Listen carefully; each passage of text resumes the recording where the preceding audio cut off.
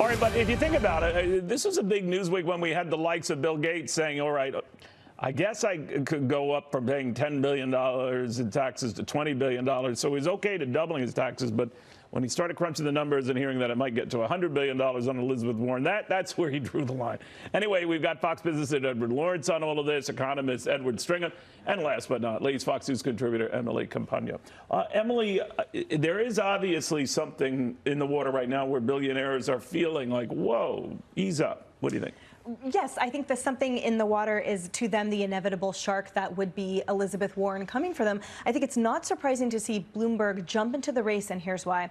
I think if a strong Biden was his competitor at that moment, he wouldn't stand a chance. But we are seeing Biden totally weaken, and at the same time with Elizabeth Warren rise, and also Mayor Pete. So for these states like Iowa and New Hampshire, where we've seen a tremendous loss for Biden, a decrease in the polls, regardless of the national aggregate, I think that Democrats are shaking in their boots with what might happen after the primaries. And I think Bloomberg he's the creative, counter option to Steyer, right? He's talked about enlisting the shared economy. He's talked about enlisting Airbnb and Uber and whatnot in the voting in the polls.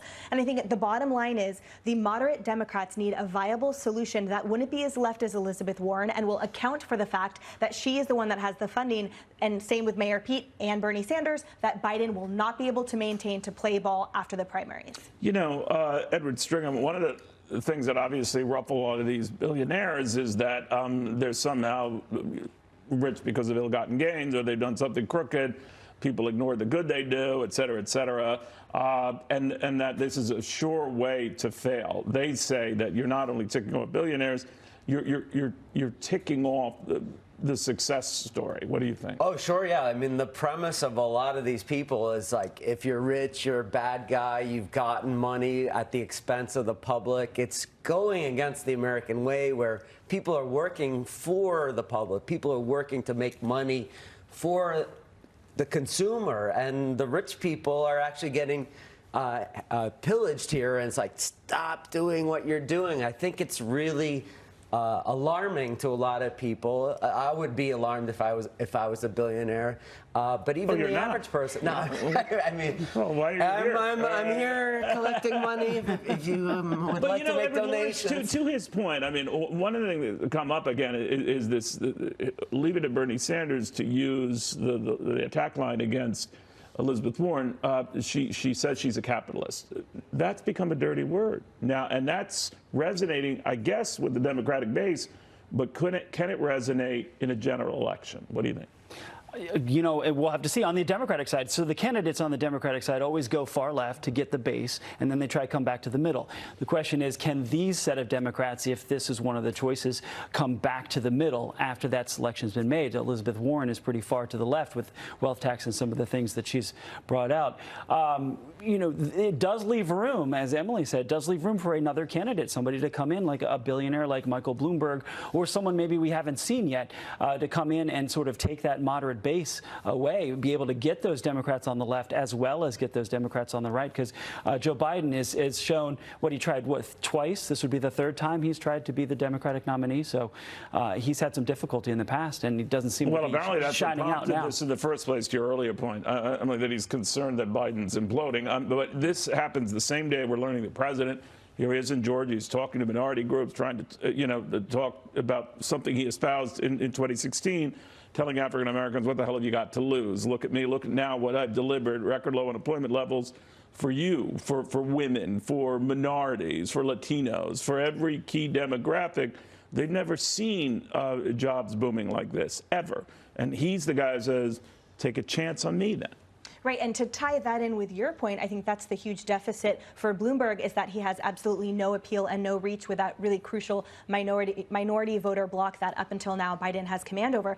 And then responding directly to what you're saying, yes, I think what's fascinating to me, and what, according to the administration, what they're deploying right now is essentially an education of sorts, and that explaining to everyone that, look how good you have it under me, and this hasn't been the case, and here's why, here's the data points, and apparently deploying a type of digital-based campaign that will be fascinating to see, because as we know that block is crucial. Up until now, the president has not maintained that support in the way that he would need if we need numbers. remains to be seen whether that deploying effort on his behalf works. The African unemployment rate, or African American unemployment rate, is 5.9%. It's a record low right now. And it'll be interesting to see through the polls which voters show up. Do those voters who didn't vote for him, who sort of stayed away from the polls in some of those states like Wisconsin and Michigan, come to the polls then voting for Trump, or do they go back and vote Democrat? I'm wondering too, Edward, when you look at it for the economy, the president's saying, look at how good you have it. Everyone, look at what's changed under my leadership here. Yet he's still facing a hell of a battle here.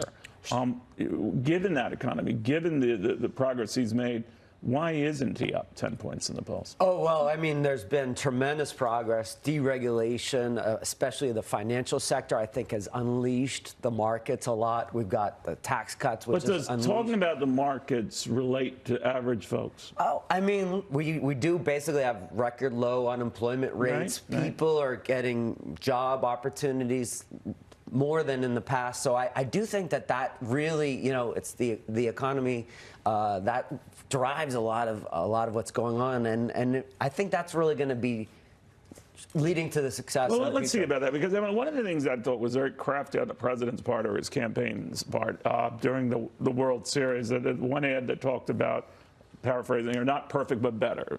Say what you will of Donald Trump, whether you like his tweeting or his personal style or any of this other stuff.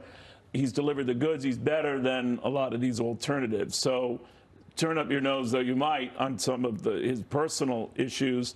You can't turn up your nose on what he's delivered. And that seems to be his strategy. Is that effective? Because it hasn't been in some of these states that have had special elections and what have you since he's been elected. What do you think?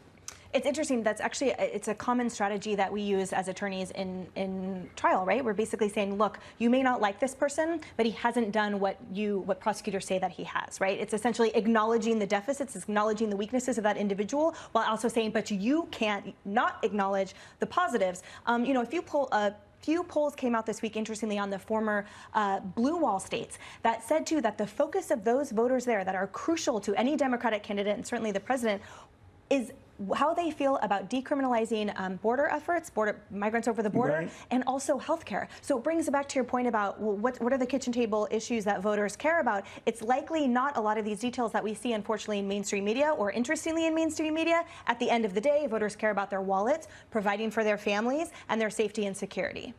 Good point.